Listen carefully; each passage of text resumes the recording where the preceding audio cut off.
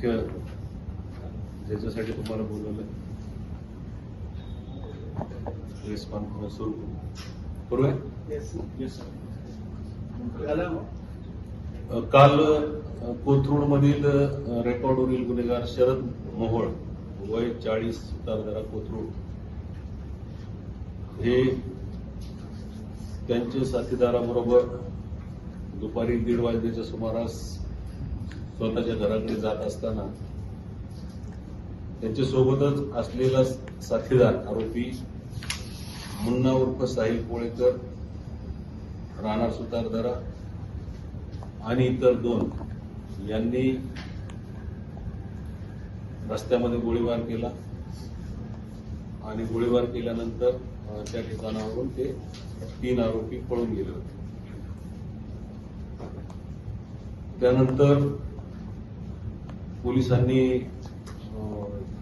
घटनास्थळाला भेट दिल्यानंतर त्या ठिकाणी जी चौकशी केली त्याच्यामध्ये जे इतर प्रत्यक्षदर्शी साक्षीदार होते त्यांनी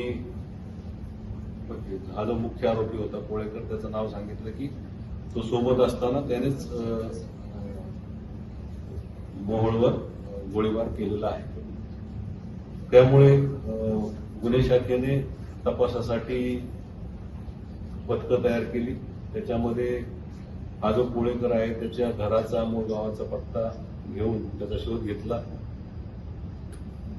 परंतु तो मिळाला नाही। त्यामुळे त्याच्याकडे एक घटनास्थळावरून काही बातमीदारांनी माहिती दिली होती की ते टू व्हीलरवरून पळून गेलेले आहे आणि टू व्हीलरवरून पळून गेल्यानंतर ती टू व्हीलर त्रयस्थ माणसं ती जी गाडी होती ती होती आणि त्यामुळे त्या गाडीचा शोध घेतला असता ती व्यवहार स्थितीमध्ये मिळाल्यानंतर जास्त माहिती घेतल्यानंतर असं समजलं की हा जो कोळेकर आरोपी आहे याच्याकडे सुद्धा एक गाडी 4 व्हीलर आहे।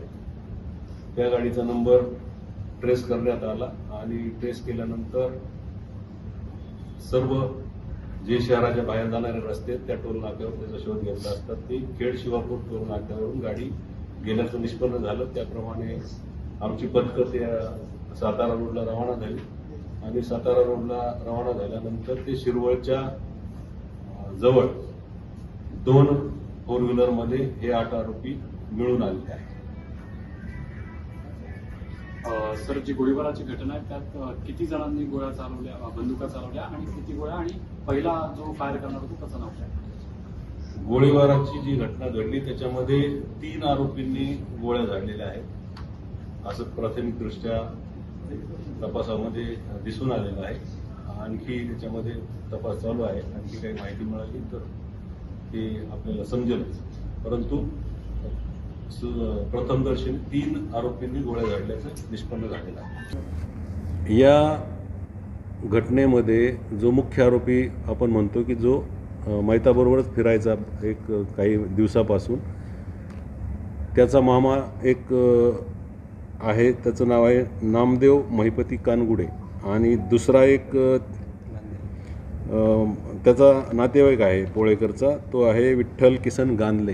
ह्या दोघांचं शरद मोहोळबरोबर वैमनस्य होतं असं प्राथमिकदृष्ट्या दिसून येतं आणि त्याच प्रकारामधून हा हल्ला झाल्याचं प्रथमदर्शनी आरोपीकडून माहिती मिळालेली आहे। परंतु आता गुन्ह्याचा तपास चालू आहे, तपासामध्ये आणखी काही याच्यामध्ये अँगल्स आहेत का ते शोधण्यात येईल। 2 वकील आहेत, त्यांचा काय रोल आहे? काल जेव्हा आमच्या टीमने आरोपीचा शोध घेत असताना तिथे ट्रॅप केला, त्या ठिकाणी ह्या 2 गाड्यामध्ये हे 8 लोक होते, त्याच्यामध्ये ते 2 वकीलसुद्धा होते। त्यांच्याबरोबर ते कशासाठी गेले, त्यांचा काय सहभाग आहे आणि त्यांचा नेमका गुन्ह्यामध्ये रोल काय आहे हे आता तपासानंतरच आपल्याला कळेल। किती दिवसापासून त्यांनी हा गट रचला होता? आरोपी मुन्ना कोळेकर दुसरा असून यांच्यासोबत किती दिवसापासून राहत होता? आरोपी मुन्ना कोळेकर जो आहे तो त्याच परिसरात म्हणजे सुतारदरा परिसरातच राहतो,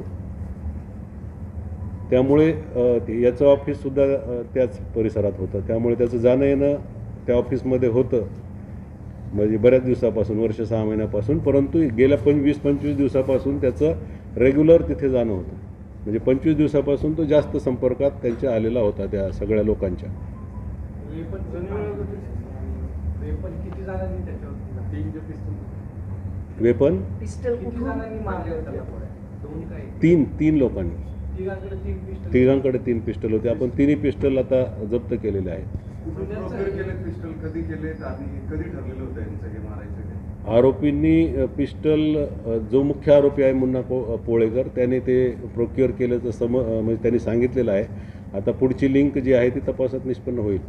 कधी आणले होते म्हणजे महिन्यापूर्वी 1.5 महिन्यापूर्वी हे त्याने 3-4 महिन्यापूर्वी आणले सांगतो तो. आणि याच कामासाठी आणले होते? बरोबर आहे. जुना वाद काही होता किंवा काल ते एकत्र भेटले असं काही झालं? मी सांगितलं ना की हा जो मुख्य आरोपी आहे मुन्ना पोळेकर त्याचा जो मामा आहे नामदेव कानगुडे आणि दुसरा एक नातेवाईकच आहे मारुती विठ्ठल गानले, तर त्यांच्याशी शरद मोहोळचा वाद होता. हे टोळी युद्धाचा आणि प्रकार याच्यापूर्वी त्यांच्यात म्हणजे काही वेळा मला वाटतं भांडण झाल्याचे पण रेकॉर्ड आहे पोलीस स्टेशनला. टोळी युद्धाचा हा प्रकार आहे. टोळी युद्धाचा प्रकार आहे असं म्हणता येईल. म्हणजे जो मामा आहे त्याची वेगळी टोळी आहे, मूळची तर टोळी होती. कानगुडे टोळी वेगळी होती का? कानगुडेंचा त्यांचा मूळ मुळाशी काही संघर्ष जो संबंध आहे तो आहे कशावर किंवा होता? कानगुडे हे स्वतंत्र फंक्शन करत होते का एक टोळी? हे सर्व जे लोक आहेत ते कानगुडेशी रिलेटेड आहेत, संबंधित आहेत. कानगुडेंची स्वतःचीच टोळी होती असं का? कानगुडे नाही, आता रेकॉर्ड जर बघितलं तर त्या कानगुडेवर पण फक्त 2 गुन्हे आहेत आणि हा जो पोळेकर आहे त्याच्यावर 1 गुन्हा आहे. कानगुडे टोळी म्हणजे त्यांचं पुणे शहराशी काय संबंध होता? म्हणजे ते जसं शरद मोहोळची टोळी होती किंवा गेल्या अनेक दिवसांकडे तसं कानगुड्यांचं पुण्याशी काही संबंध होता? कानगुडे पहिले पुण्यातच राहत होता सुतारदरा त्या ठिकाणी, नंतर तो भुगावला राहायला गेला. तर काही दिवसांपूर्वी विठ्ठल शेलांवर शरद मोहोळनी हल्ला केला होता हिंजवडीमध्ये. त्या प्रकरणाचं काही याच्यामध्ये कनेक्शन आहे का?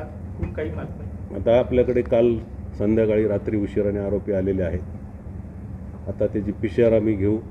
PCR ज्या ज्या गोष्टी त्याच्यामध्ये येतील त्याप्रमाणे पुढची कारवाई होईल. त्यांची दुश्मनी कोणाबरोबर होती, या गुन्ह्याचं नेमकं काय कारण आहे, याच्यात आणखी कोणी आरोपी आहेत का, याचा सर्व तपास केला जाईल. सर, स्पेसिफिकली हा जो मुद्दा मिळाला त्याच्यासाठी त्यांनी काय प्रयत्न केले होते काही सांगितलं का? म्हणजे महिन्याभरापासून तो रेग्युलर त्यांच्याकडे जात होता.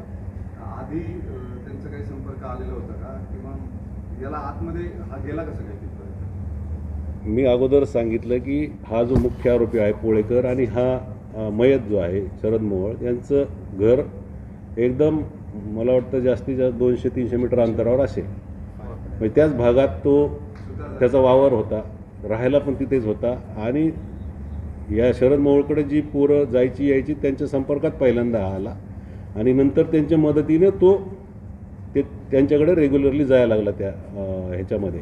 सर, आपण जो मुख्य आरोपी म्हणतोय त्यानं इंस्टाग्रामवर काही दिवसांपूर्वी एक व्हिडिओ टाकला होता ज्यात तो स्वतः असं म्हणतोय की मी लवकरच येरवडा जेलमध्ये जाऊन येणार असं इंटिमेशन त्यांना अगोदरच दिल्याचा त्याचा स्वतःचा व्हिडिओ आहे सोशल मीडिया. तपासामध्ये चौकशी करू त्याची पण. मूळशी पॅटर्न झाला